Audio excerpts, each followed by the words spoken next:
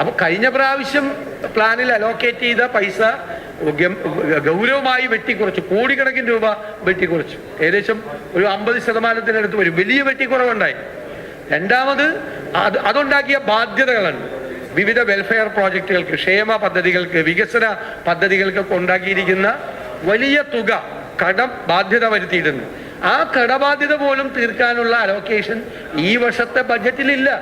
പിന്നെ എങ്ങനെയാണ് ഒരു ബജറ്റ് പെർഫോം ചെയ്യുന്നത്, എങ്ങനെയാണ് ഒരു ബജറ്റ് വർക്ക് ചെയ്യുന്നത്, എങ്ങനെയാണ്?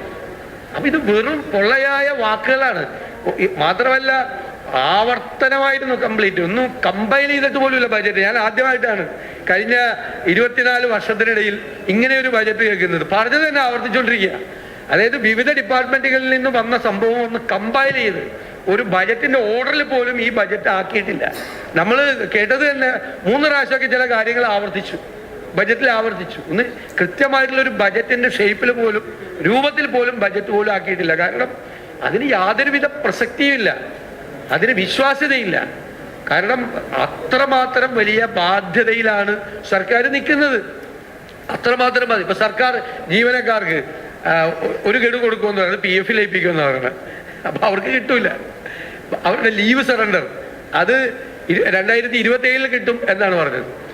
ഒരു യാഥാർത്ഥ്യ ബോധം ഇല്ലാത്ത ബഡ്ജറ്റാണെന്ന് പറയാൻ കാര്യം 170 രൂപ ഉണ്ടായിരുന്ന റബ്ബറിന്റെ തറവില 10 രൂപ കൂട്ടി 150 രൂപയ്ക്ക്, അല്ലെ 180 രൂപയ്ക്ക്.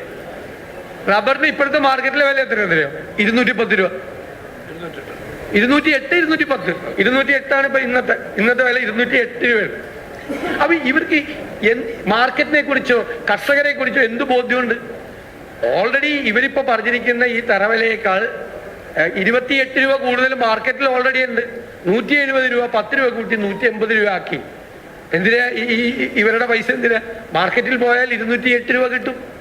അപ്പൊ ഇതൊന്നും പഠിക്കാതെ പിന്നെ ഭീകര കൊള്ളയാണ് ലാൻഡ് ടാക്സിൽ വരുത്തിയിരിക്കുന്നത്. ഭൂനികുതി ഒന്നും വർദ്ധിപ്പിക്കുന്നതിനൊന്നും നമ്മൾ എതിരല്ല. പക്ഷെ 50% വർധനമാണ് ഭൂനികുതിയിൽ.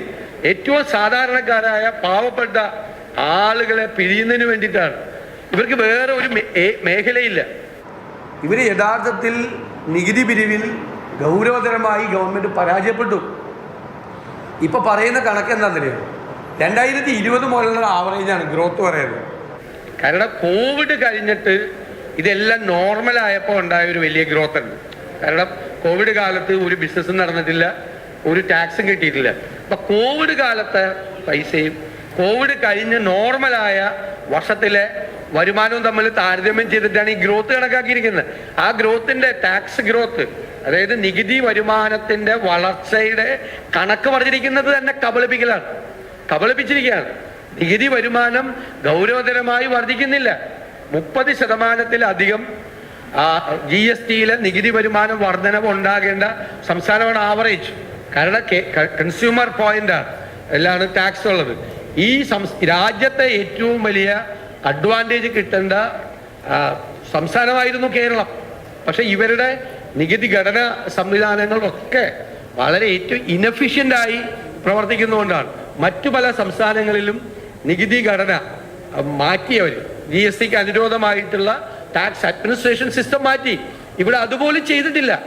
വളരെ ഇനഫിഷ്യൻ്റായിട്ട് പ്രവർത്തിക്കുന്ന ഒരു ടാക്സ് അഡ്മിനിസ്ട്രേഷൻ സിസ്റ്റമാണ്.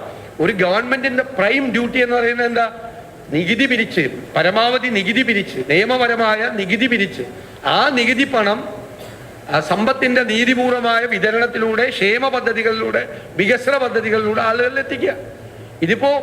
ഇപ്പോ ജലജീവൻ മിഷനെ കുറിച്ച് ഒരു പേജ് മുഴുവൻ പറയുകയാണ്. ജലജീവൻ മിഷന് കൊടുക്കാനുള്ളത് 4500 കോടിയാണ്. സെൻട്രൽ ഷെയർ ഉണ്ട്, അത് കിട്ടിയിട്ടില്ല. സ്റ്റേറ്റ് ഷെയർ കൊടുക്കാത്തതുകൊണ്ട് കോൺട്രാക്ടർമാരെല്ലാം ആത്മഹത്യയുടെ വക്കിലാണ്. ജലജീവൻ മിഷനിൽ വർക്ക് എടുത്തവർ 4500 കോടി. ഓരോ സ്ഥലത്തും കൊടുക്കാനുള്ള തുക, ജീവനക്കാർക്ക് കൊടുക്കാനുള്ളത് 65,000 കോടി.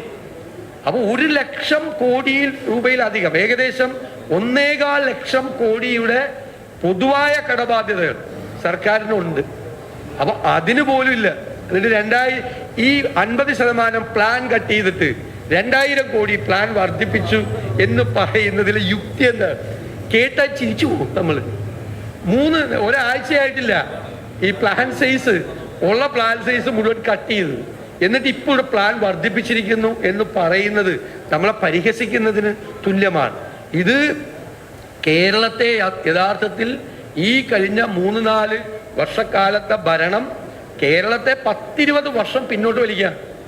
ആരോഗ്യരംഗത്ത്, വിദ്യാഭ്യാസ രംഗത്തെ കുറിച്ചൊക്കെ പറയുന്ന കേട്ട് എന്താ സംഭവം? വൈസ് ചാൻസലർമാർ പോലുള്ള യൂണിവേഴ്സിറ്റികളിൽ പണ്ട് 90% മീതെ മാർക്കുണ്ടെങ്കിൽ മാത്രം അഡ്മിഷൻ കിട്ടുന്ന കോഴ്സുകളിൽ പോലും കുട്ടികൾ പഠിക്കാൻ പോകുന്നില്ല.